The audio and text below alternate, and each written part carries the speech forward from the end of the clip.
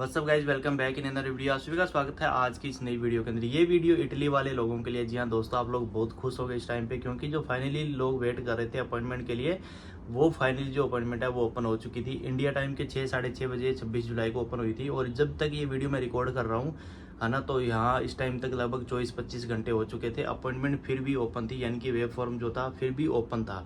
अभी कितने टाइम के लिए ओपन रहेगा वो तो नहीं पता है। वो तो अभी ये देखो एम्बेसी के ऊपर है, उसको क्लोज भी कर सकती है, बंद ओपन भी रख सकती है, वो तो उनके ऊपर है।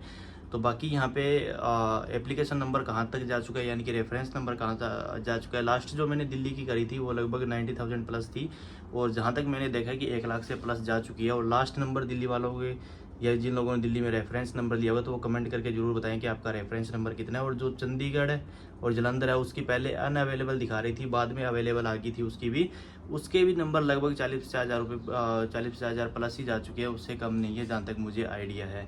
तो बाकी अब बात करते हैं थोड़ी सी कि इस बार जो नया चेंजेस क्या किया गया था, क्योंकि जो अपॉइंटमेंट है वो काफ़ी लंबे टाइम के बाद खुली, यानी कि लगभग 40-50 डेज़ के बाद में जो है वेब फॉर्म जो है वो ओपन करा गया था, है ना। उससे पहले लगभग मई के अंदर ओपन हुआ था, उसके बाद अभी फाइनली जुलाई में जाके ये ओपन किया गया है। तो पहले तो क्या होता था कि पहले जिन लोगों ने जैसे पहले अप्लाई किया था ना, प्रोटोकॉल नंबर बताता था कि अगर आपका प्रोटोकॉल नंबर पहले चढ़ चुका था तो वो उस चीज़ को प्रोटोकॉल नंबर भी किसी बता देता था कि आपका जो प्रोटोकॉल नंबर है वो ऑलरेडी एग्जिस्ट कर रहा है।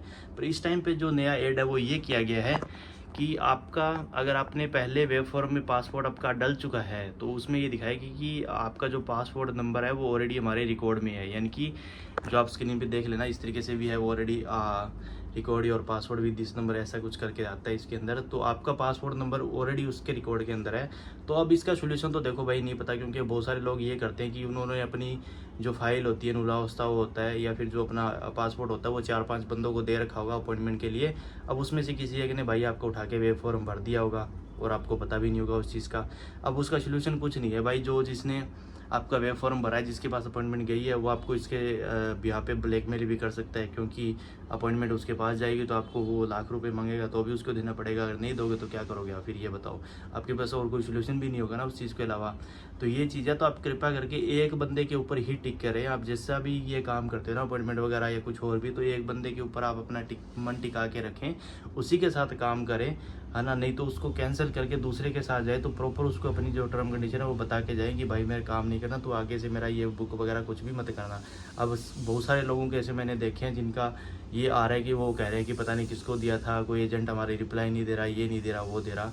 उस चीज़ में है कि आपकी दिक्कत आपको ही होती है, उनका कुछ नहीं जाता भाई। आपको एक तो ये है कि दुगने तीने पैसे देने पड़ जाएंगे। दूसरी बात, अगर आपको उसने अपॉइंटमेंट नहीं दी, आपका उसको, यानी कि उसके पास आपका नंबर नहीं, आपके पास उसका नंबर नहीं, पता नहीं आपने किसको फाइल दे दी थी, तो ये भी चक्कर बड़ा पड़ सकता है इसके अंदर। तो बाकी अब जो नया ये दिखाता है, एक तो पासपोर्ट वाला दिखाता है, और उसके बाद ना एक पहले क्या होता था कि जो आप नंबर डालते हैं नीचे, मोबाइल नंबर और ईमेल एड्रेस भी डालना जरूरी होता है। तो पहले उसको कोई दिक्कत नहीं थी, पहले आप डाल सकते थे। बट अभी जो नया रूल है ना इसके अंदर, इस बार जो स्टार्ट हुई थी, उसमें ये बता रहा है कि अगर आपने एक बार ईमेल डाल दी ना, तो अगर वो दूसरे में भी अगर आप वो सेम ईमेल डाले हो तो वो उसको एक्सेप्ट नहीं करता है। फिर भी वो ये बता देता है कि जो ये ऑलरेडी ईमेल है वो एग्जिस्ट कर रही है हमारे सिस्टम में, तो आपको सेम ईमेल अपनी वहाँ पे नहीं डाल सकते हो। तो ये चीज़ भी आप ध्यान में रखना।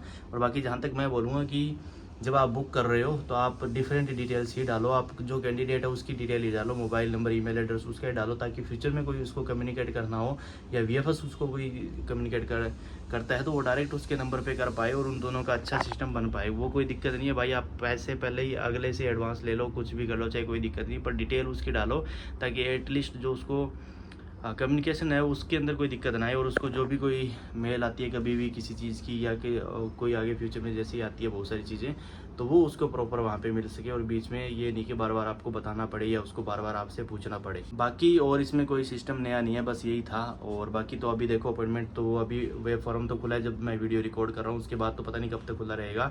और जहाँ तक मुझे लगता है कि ऑलमोस्ट जितने भी नुलावस्था इशू हुए थे उन सब लोगों ने अपॉइंटमेंट फिल कर ली हुई, क्योंकि दिल्ली के अंदर 1 लाख से प्लस नंबर जा चुका है। और आप रिकॉर्ड देखोगे तो मतलब इस साल 2024 का जो कोटा था वो 1,51,000 ही कोटा था, उसमें से लगभग 1,20,25,000 आप बोल सकते हो कि नुलावस्था निकले हैं। 25,000 जो सेकंड लिस्ट है उसकी भी बहुत सारे लोगों के मैसेज आते हैं कि जो सेकंड लिस्ट है सीजनल पेपर की, उसका क्या सीन है। देखो भाई, इसमें अपन कुछ भी नहीं बता सकते हैं कि कब लिख रही कब नहीं। अभी जैसे अपॉइंटमेंट का अभी किसी को नहीं पता था कि अपॉइंटमेंट कब खुलेगी, अचानक से खुल गई ना।